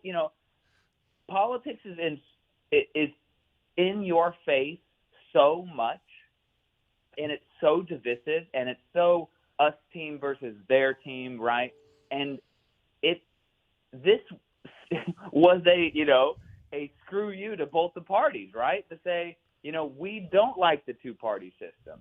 And it seemed to be decently popular. And, it's one of those ideas that if you put in front of people, they would go, it's easy to understand. They would go, oh, yeah, why can't I vote, for everybody, right? Why do I only have to be, gerrymandered into this district and I only get these two options and, I don't have a choice in November? I mean, I think people like the democratic process, and they will vote for things that will make, their country and their state more democratic, like small d democratic. Yeah, I had viewed that, Phil, to be honest with you, Amendment 3. I voted yes on Amendment 3 simply because I thought it would bring more candidates in from the middle into the forefront, that we would see more, moderate candidates and not, these extreme candidates on one end or the other that we always seem to be having as the only choices during the primaries. Yeah, totally. I mean, if you look at the states that have similar ones, at my home state of Nebraska, it's a very nonpartisan. We have a unicameral, and our that one chamber is nonpartisan. The legislature does not run with an R or G next to their name. If you look at Louisiana, it's a conservative state. They have a Democrat as a governor right now because all the politicians have to build a broader coalition and that they have to talk to more people. And that was the big goal. I was talking to the people behind this amendment, and their big beef was, Democrats don't even have to talk to Republicans anymore a lot of times, and vice versa, right? Republicans don't even care what Democrats think to win elections. And so this would force them to talk to more people. On that note, Phil, the big debate in the man cave this morning is obviously, what does this red wave mean? Does it mean that these attack ads work? Does it mean that these were a bunch of nincompoop Democratic candidates in South Florida? Or is it a battle of ideas? And we're struggling because Higgins wins over Renier, which bucks a trend, right, of attack ads. And Daniela wins over Bovo, which bucks the trend of Mayor Jimenez beating Debbie Marcarcel-Powell. What is your takeaway? I know it's early. It's one day removed. I know you stayed up all night, but what is your takeaway of what we saw yesterday? So it's important to know that, the red wave only happened in Florida, yes. right? Yep. It's too soon to know whether it happened, across the country. But I mean, gosh, a 3% win in Florida is a landslide in Florida. Yeah. So, I mean, we have to start talking about Florida not being as competitive as I think people think it is. But then also, especially, so much of the conversation is going to be about what happened here in South Florida. And, there were warning signs from some Democrats. Frederica Wilson, Politico wrote a couple articles about it. Right. By the time Democrats recognized there was a problem, it was too little, too late. And the Republicans, the party people, the operatives that go and this is their full-time job, they just seem to be really, really good. And they go into these communities and they show up and they listen. And they go, okay, what do you want to talk about?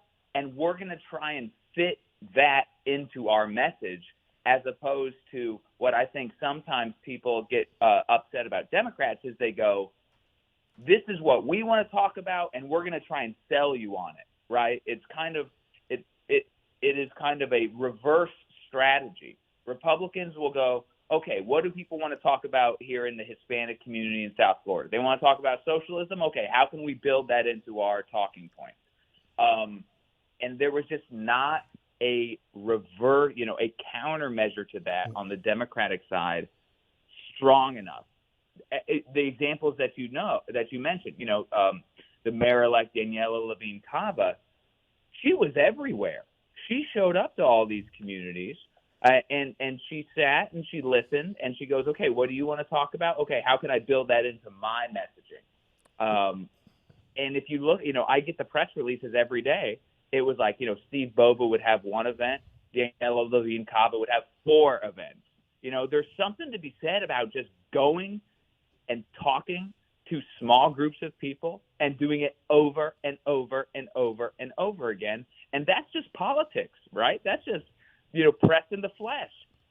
Yeah, and I interviewed Daniela 2 days ago here in the Man Cave, and she pointed out to me, and it's exactly what you're saying, Phil. She pointed out to me that, hey, I've been campaigning for a year and a half now. She had been, long before COVID, she had been campaigning and going to one event after another as a county commissioner and making her sort of herself very well known, because at the start of a year and a half prior, people didn't really know who Daniela Levine Cava was for the most part outside of her county commission district. So I agree with you completely. I think that's what really brought the wave of Republicans into Miami-Dade County, with wins all up and down the ballot, district after district, Senate district, House district, you name it. But she was certainly one of the outliers in Miami-Dade County yesterday. So back to the presidency as we close up here, Phil Praise in NBC6. What do you think? How do you think this is going to play out? I mean, do you think we're in for a long, arduous road ahead before a president is declared? I don't think it's going to be super long. I'm just looking at the numbers. 86% is in Nevada, 86% is in Arizona, 97, 92, 79 in Pennsylvania is an outlier, but then it's 95, 92. Hopefully by the end of this week, we'll know the votes, right, everywhere. Yes. Mm-hmm. And then the question just will become, okay, who won and who lost? And then it becomes, what are the losing side going to do about it?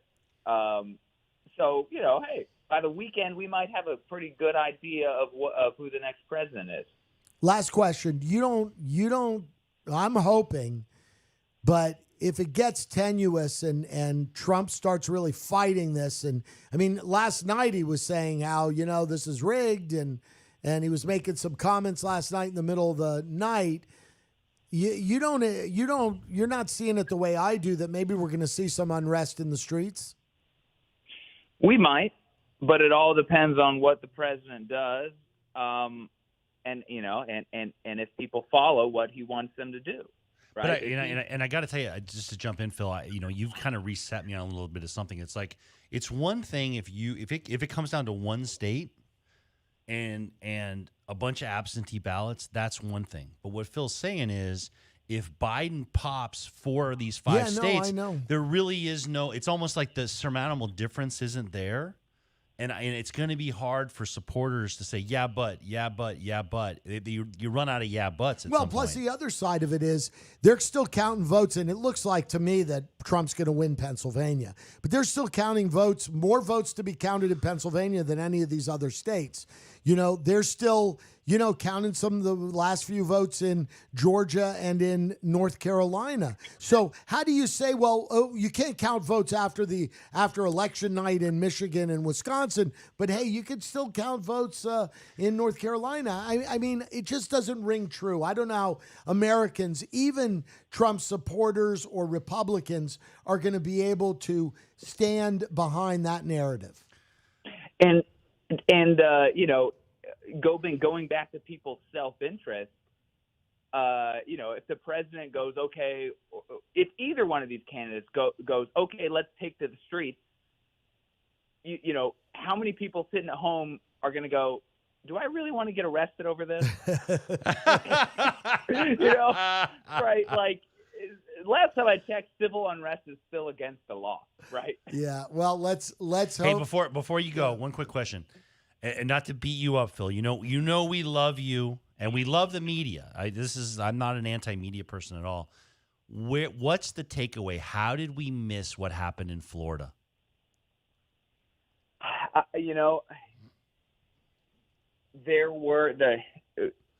think the big thing is Florida is so diverse and so complicated, and there are so few public-facing anecdotes about what's happening that it's easy to report and it's easy to talk about things based on incomplete information, right? Like the polls consistently had, Biden up, but within the margin of error. Yes. And Trump by points. I mean, there is a question about that pollsters, public pollsters, need to ask themselves of how can we better grab the public opinion of Florida, of such a diverse community. If that is expanding the pool of people you ask, if that's asking different questions, those are going to be all the postmortems. But, at this point, if you take Florida out of it, at this point, we don't know if the polls were wrong outside of Florida.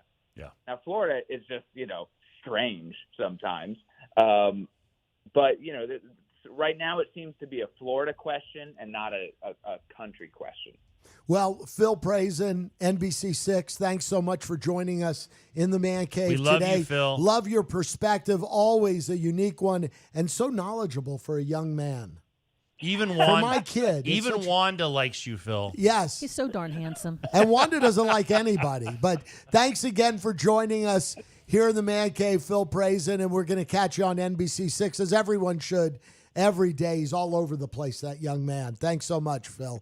You're listening to Man Cave. Thank you. You're listening to Man Cave, 1210 The Man. Are we on the air? 1210 The Man, the only station in South Florida where you are the man. Hey everybody, this is Tony Kaladiud from The Man. If you're suffering from erectile dysfunction at any level, then pay close attention. You don't have to have ED pills just to have a sex life. If Viagra or Cialis aren't working, if you're frustrated by the high cost or suffering other side effects, there is a better way. Men's Health Medical Care. 305-409-7555. 305-409-7555. No pain, no needles, no surgery. Get back to natural functionality.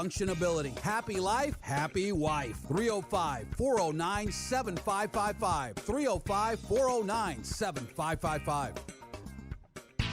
To all our great listeners of The Man, this is El Presidente, Tony Kaladiud, and if you're looking to make a great investment, I have one for you. You see thousands of trucks on the road. Now you can make money every day by owning one and have our drivers at LFR Logistics handle the driving work for you. How does $40,000 a year in your pocket sound? Make money by calling my friends at LFR Logistics. Write this number down, 305-412-4877. 305-412-4877. Incredible financing available. For very little, you will be CEO of your own trucking company. There's a limited time to take advantage of this sensational opportunity to own your own truck with LFR Logistics. Even more good news. LFR Logistics will manage your truck, book the loads, hire and monitor drivers, take care of fuel, insurance, and repairs. You just collect monthly checks. Make $40,000 a year for years. Call right now. 305-412-4877. 305-412-4877. That's 305-412-4877.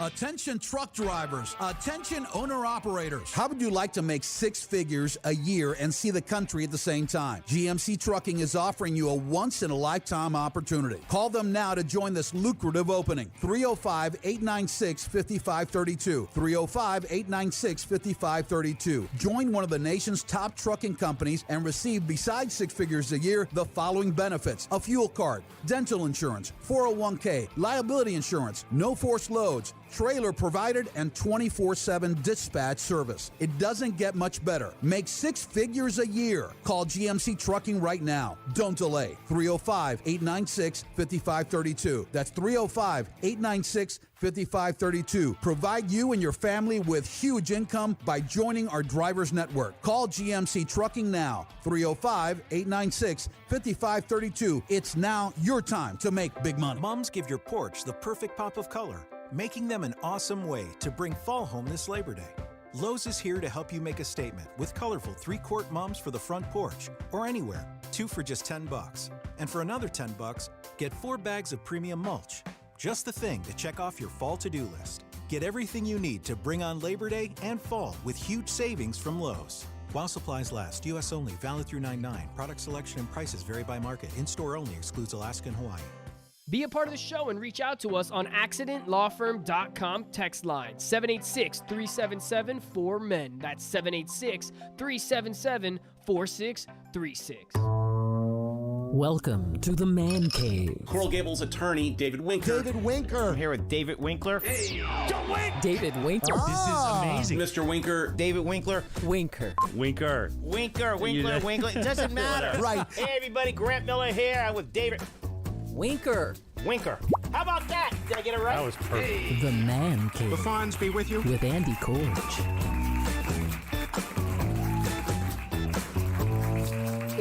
You know how you know that I'm nervous? I eat 6 donuts Yeah, I got out of a dozen. I saw this celebratory donut. It was like the uncelebratory donut box of Dunkin' Donuts. Has nothing to do with celebration. It has to do with nervousness. I eat when I'm nervous, and I'm nervous as hell that somehow Donald Trump's going to find a Weasley way to win this election, because it sure don't look like he's winning any election to me. Winning, but so I'm angry and wondering if the lovely lady Amanda Prieto, a.k.a. Angry Mom, is angry about what happened in this election yesterday. Mom! Why aren't you at school? Mommy! Watch the door. Mama! Ma! Amanda, you there? Would it be terribly inconvenient? You might want to lower that a little bit, Wanda. You there? That music is how you call Angry Mom. Oh.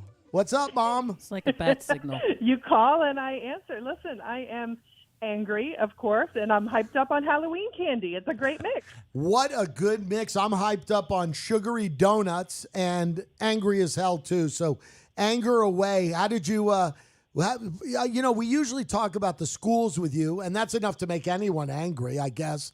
But here we are talking about elections with Angry Mom. What are you angry about?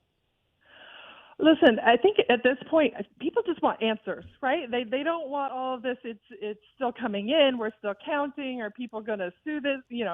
Have the legal battle? We just want to know, what's the answer here? It seems overwhelming on one side, and yet, of course, you hear President Trump saying the exact opposite of that. So it's confusing, and it makes me angry. Man, I got to tell you something, Angry Mom, Amanda Prieto, you just summed up so well where we're at. You just summed up an hour and a half of show, which is we have this reality. Can I take the next 25 minutes off? I mean, exactly. I guess you could just finish it. We can just let her finish. And we have Trump, on the other hand, declaring victory last night at 2:30 in the morning. And, it's like it is really interesting. Let me ask you, let's start with local races. Were you surprised that Raquel beat Cindy? That's your district. This is my district. We were a little surprised. It was very close. So, but yes, that is a little bit surprising. The Man Cave was very torn about that. I said from the very beginning, I really like and respect both of them, and I wish they both could have won. So that was, I don't think unexpected, but a big victory. Are you in Carlos Jimenez's district? Yes. What did you think about him beating Debbie? Also, it was surprising to me in contrast to the mayor race. He obviously has really good name recognition and strong support here in Miami. But for me personally, it was surprising. Mayor. So happy right now. Yeah. That's the one thing you're happy about. As Angry Mom. So I want to point that out. This is the exception to the rule. I am thrilled with the outcome for the mayor race in Miami. This is huge. Let me ask you one question on that. Do you have any concerns? I saw someone point out Danny Suarez, who's I would say is a liberal Democrat, but he pointed out we're in trouble. We have a Democratic mayor who's going to have to interface with a resoundingly Republican House and state government at this point. Do you have any concerns about that? Sure, that's complicated and difficult, but I think she knows that going in, and I think she's as prepared as possible to, do what she can. It's going to be challenging, especially in this environment, right? Because it feels like most of Miami is torn between open everything up and, oh my gosh, shut everything down, everything is getting worse. And so there's like two extremes, and she needs to find a good, safe, healthy balance somewhere that works. Who is your house race? The state house. Rodriguez. You're talking about state senate, Javier Rodriguez? No. Jose Rodriguez? No, she's down south. No, Okay. I'm south. I'm west. Kendall. Okay. Yeah. I'm not sure what race that is. Were you Fernandez? Is she Javi Fernandez? No, I don't think so. Am I? Do you know who you even voted? Did you vote for Donald Trump after all, and you don't even know? Listen. When I did mail-in ballot, but I dropped it off because I was a little bit late, and we wanted to wait for the Calusa vote before we finalized some of our voting to make it as local as possible. Yes, I got to jump in. For those who don't know, you're a big part of the Save Calusa, the golf course controversy of the county commission voting last week to allow the developer to break the promise that they made to keep it as a golf course. I did see somebody with a take that Bovo. This is what you get for voting against Calusa. Really? Yeah, I mean, a lot of people held off their vote, particularly for mayor, to see how people voted on Calusa in our district, for sure. So that was one reason. And then, my husband hadn't dropped his off, and I was like, well, if you want me to drive you, then I'm going to need to see your ballot. Like, I need to know which way you're voting here if you want my support. Yeah. But it was okay. We worked it out and we got it in. Yeah. Well, so you're not you wouldn't be happy that you have 550 new neighbors in your neighborhood? Listen, the only good news is that it's Are you not trying to a make done her even deal angrier? yet, and there's more steps to come. But this was extremely disappointing. It was disappointing for two reasons. I think one, we had huge community support that showed up, took the time to voice their opinions in this process, and were basically ignored. And then this isn't the end. So the next step is they're going to submit what they're actually going to do. Because last week the story was, hey, we're only applying for 30 homes, and nobody believes that, right? Like that's not what they're going to put on this golf course.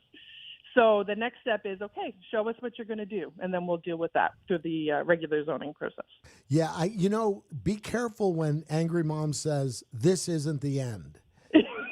You do not want to hear that phrase out of Angry Mom's mouth. That is for sure. So last question, anything you're angry about with the school still? Or have you gotten over your anger there? Oh, no, it's growing. I think our biggest concern right now is, what does stage 3 look like? And at the last school board meeting, the answer was basically, we don't know, because it depends on how state funding is provided. So there are lots of unanswered questions and lots of angry parents that have students in the online, My School Online, that don't know what that's going to look like in the next stage. Were you happy with some of the a lot of new young players on that school board? Santos, yeah, sure. Baez, Geller, some, and young, very young. What's your feeling on that? I mean, I think, we didn't necessarily endorse any candidate, but I think looking across the board, they were, a lot of these have teaching experience, they're very involved in the community. They are good quality candidates. I do think that in particular, District 9 might have been a little surprising, not because of the quality of the candidate, but just because she was up against, a reigning commissioner with long, extensive experience in Miami-Dade. So that was, I think, a huge victory for her. But anybody who is going to support increased engagement and communication to parents, we will also support. Yeah, I think part of that was, and we've talked about it a little bit here today. I'll just leave you with these parting words of wisdom, as one might say. But I think there's a little bit of, I think the electorate has been speaking now for some time. We're tired of these career politicians. And you saw a little bit of that. Moss losing, Barrero losing, Diaz de la Portilla losing. I think the electorate, generally speaking, says, let's get some fresh faces, fresh voices serving the and that public. may be one of the takeaways. It's interesting is young Latina I love that. They all won. Yeah, young Latina. Easy. Woohoo. Oh, sorry, Wanda. It's for school. It's for school. I don't want to make Angry Mom any angrier. But Amanda Prieto, thank you very much for calling in and giving us your perspective on the election. And hopefully we'll be able to speak to you again next week. I'm sure there will be something else you will be angry about next week when you visit us in the Man Cave. Thanks so much. Thanks, guys. Have a great day. You're listening to the Man Cave. 1210 The Man. 1210 The Man, the only station in South Florida where you are the man. October has arrived, and so have the great opportunities to make big money at, of course, my favorite gaming establishment, Casino Miami. Sign up and join our Viva Club and immediately receive $50 free play on us. As soon as you sign up, you get daily free play rewards. Actually, we're giving away thousands daily, all starting at 10 a.m. Play every Friday and Saturday in October between 3 and 10 p.m. Hit the right combination in our $50,000 liquid cash, and you get 50,000 big ones instantly. Amazing. Win big money also in our progressive jackpot games. You a poker player? Join us at Casino Miami. High hand promotion all week long. Parimutuel betting is here and here big time. Visit our William Hill Racebook and bet on races and games throughout the world. Our newly updated restaurant is also now open. Home to some delicious tapas and traditional Italian wood fire pizza. Man, I'm getting hungry already. We're a minute from anywhere in the heart of Miami at 3500 Northwest 37th Avenue. Also be sure to friend us on all social media at playcasinomiami.com. I've said it before, and it's absolutely the truth. It doesn't get better for fun and winning than Casino Miami. It's time for you to win at our favorite spot for gaming, Casino Miami.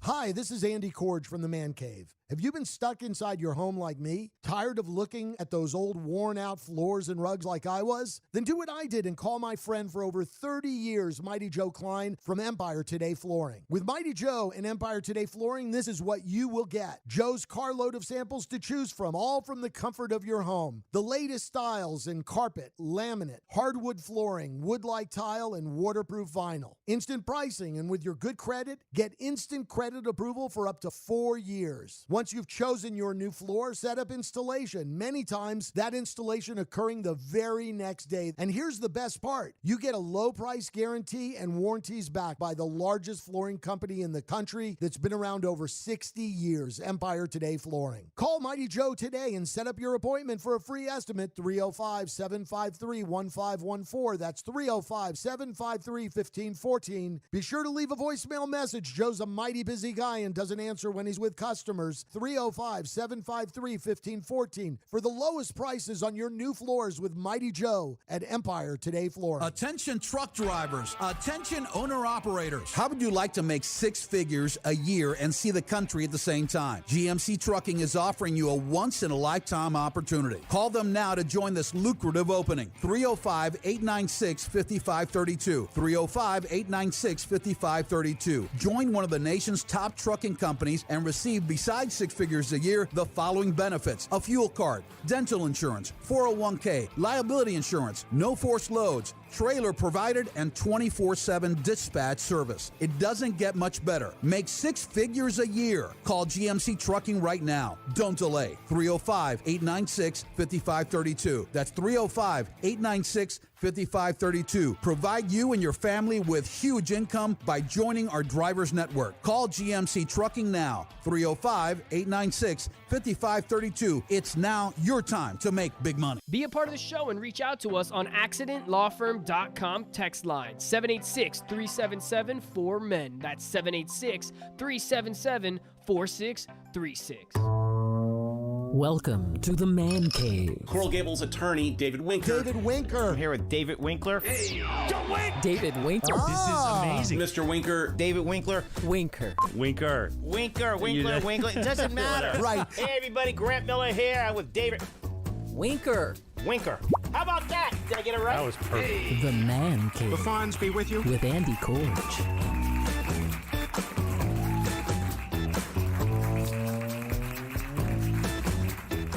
Back in the Man Cave.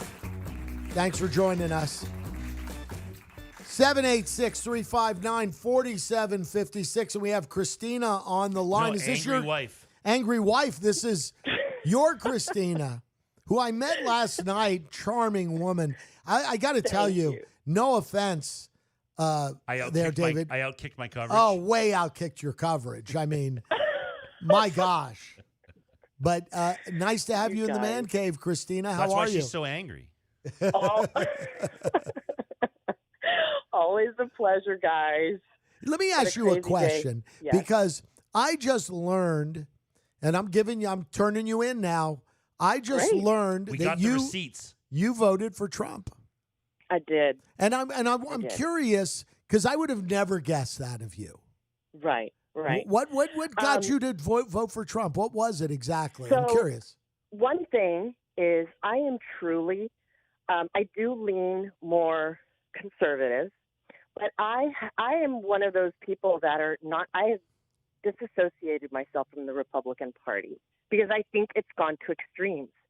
So I am really sad that Amendment 3 didn't go through because I do believe that I think that's what needs to happen, that more people need to unregister and be more centered because these parties have become so extreme.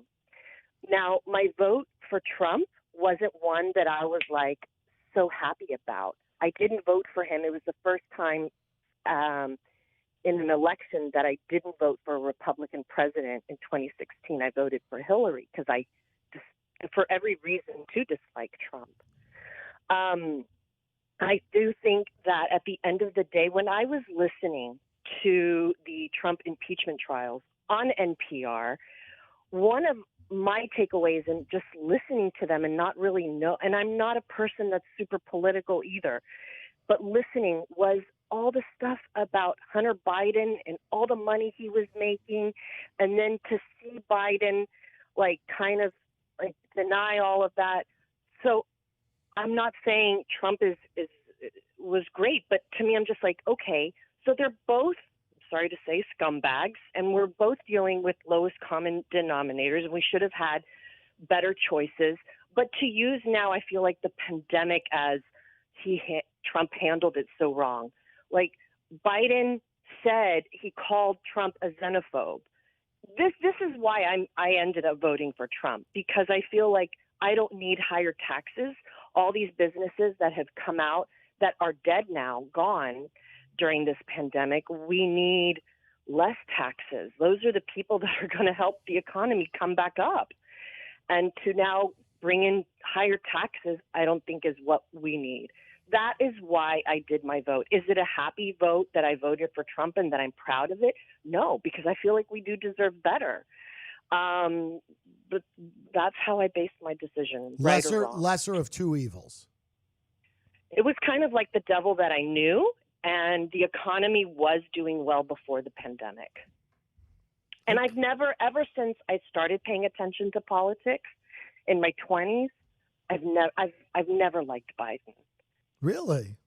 Because he seems to have done well with, sort of your profile, a woman with young kids. Because I think that they're voting against Trump, not because they really like Biden, because, and I understand that 100%.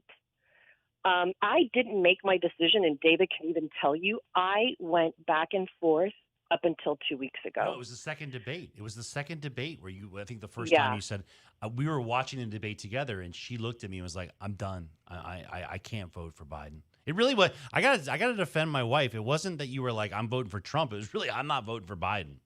Yes. Yeah, yes. I mean, listen, I said at the beginning of this election, and to me it still appears as if Biden's going to win. But I said I said at the beginning of the election that I thought if they had, and not that these guys come around every day, and maybe they're once in a or twice in a lifetime type of candidates, but if they had someone that was a lot more inspirational, aka a Barack Obama type of candidate, he would have cleaned up on Trump. Even like an Andrew Cuomo in New York probably would have cleaned up against Donald Trump. But he started too late.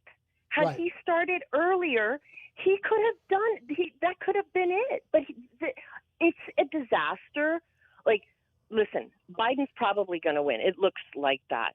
But had the Democrats had this election in the palm of their hand, I would want every reason to not vote for Trump. Right. And I just wasn't given it. Are you happy with the mayor, the Danielle Levine Cava? Yes. I loved reading the tweet David read last night. Like, she's the first woman to, and a non-Latin, like, I'm Hispanic, but it's just like sometimes you have to break the mold, and she did. And that feels good. I had goosebumps when you read her tweet, Dave. I loved it. What did you think about Mayor Jimenez beating Mercarcel Powell? You know, Bob Power said something last night on the community newspaper Facebook Live thing, and it was that so many people reached out to her, including myself, to interview her. And she missed a big opportunity by not connecting with her people. And this is why Daniela won. She sought every opportunity to connect with people. And Debbie lost because she didn't connect with more people. Why didn't she come and do our Facebook Lives and connect with a community there? Yeah, she was a no-show. Opportunity. She was a no-show for the most part. And it's funny, you talk about like kind of the nonpartisan nature of this, like, and then you go to another election in our district is Eileen beating Renier, and that doesn't fit the But narrative. you know what? I'm sorry. First of all, Renier ran a dirty race. Putting Eileen Higgins in that beret was disrespectful. It wasn't even dirty. It was like low common denominator, like just bad. And he did not present well. He looked like just, I can't even believe, I mean, I'm sorry to say, I hope I can't even believe he got all the votes that he did get. Just because he showed up to some of these some meetings like 30 minutes late. The way he would articulate why he deserved these votes or someone's support was just like, do you think I'm dumb? I don't know. Like, it's an insult to your intelligence. Well, that's Fredo for you. That's Fredo for you. So last thing is, my wife's from Texas. Looks like Texas is going to stay red. Yeah. No big surprise. I got to tell you, let me tell you, this is crazy that I was like, what is going on here? And all of these companies from California are having to leave because of all the taxes and all the crazy stuff going over there. It's a beautiful state, probably one of the most beautiful states in our country, but they can't afford to live there.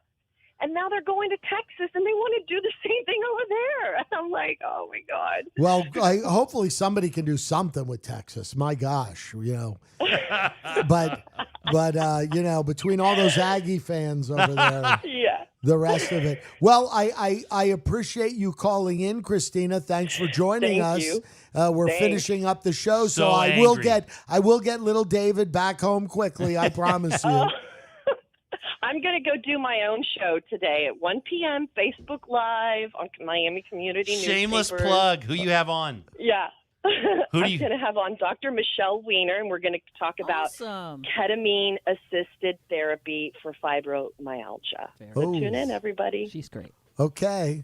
When you do the show on good drugs to take to get you woozy at night, call me. I'll be a good person for that one. So, but thank you. You want to know. Yes, you want to know. But thank you, Christina, for joining us in the Man Cave. So we're going to close out here, Mr. Winker, and I guess we're going to know. You heard from Phil Prazen. He really is definitely a nerd when it comes He's to the politics. smartest guy I know. He was wrong about everything. But now we're thinking he's right, that Trump's somehow gonna go away now. Well, I think the path is pretty clear right now. As I look again to close out, Biden's now ahead with 95% reporting in Wisconsin by 21,000 votes. He's ahead in Michigan with 96% reported by 30,000, over 30,000 votes now. And he's ahead in Nevada with still only 67% reported. He's ahead by a mere 8,000 votes. So if he can hold on to those 3 states, and we know that they're counting early voting ballots now, which have overwhelmingly favored the Democrats in this race, he should take it. He should win it, and I don't see the path for Trump in that case, even winning Pennsylvania, North Carolina, and Georgia. So we'll see. Well, so some personal news. We're gonna be talking about this on Friday because I'm moving. Winker Wednesdays are moving to Winker Friday. What are we gonna call it? And I'm so sorry. We're still gonna play Winker Wednesday music, I think is what we should do in protest. Right. But I hopefully will resolve this, and hopefully we can move on to talking about high school playoffs starting this weekend. Oh man, that's going to be Canes great. Friday night. You better believe it. With My beloved Gators, who womped on Missouri, are going to be womping on those Georgia Bulldogs come Saturday, man. That is going to be the game of the year in college. The game of the century. No, the game of the century. Right there. So join us on Friday. With David will be back on Friday for more of that. Tomorrow's our Dumb Down Thursday, so we're going to really it's gonna be so dumb. We're going to dumb down that election like it's never been dumbed down before. So you'll want to join us with that with our very own mascot here in the Man Cave, Grant Miller from Miami Community Newspapers. So thanks so much for joining us today in the Man Cave. We will see you tomorrow. Stay safe, stay dry, stay out of trouble, and we'll see you tomorrow in the Man Cave. Hump Day, yeah, my man.